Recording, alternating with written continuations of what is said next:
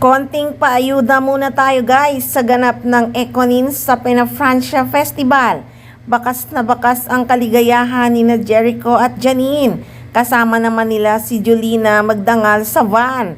Pero naunang bumaba si Miss Jolina Magdangal. At halos sabay si Eco at si Janine bumaba ng van. Ha, pinauna talaga si Jolens, no?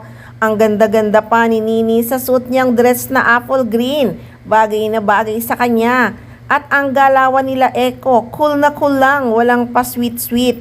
Pero ramdam mo ang kilig. Lalo na nung sinabi ni Eco na sobrang memorable ang first trip nila ni Nini.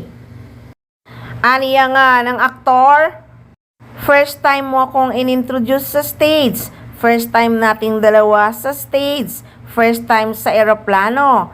Ay talagang memorable ang kanilang first trip sa Naga, Bicol. Time ko na-introduce mo sa stage. First time natin sa stage. First time natin sa aeroplano. First trip natin, Naga. Sobrang memorable din siya kasi. Natetense si Eco ha, lalo na nung sinabi niyang first time silang magkasama sa eroplano ni Nini ha, kaya kinilig ang mga fans.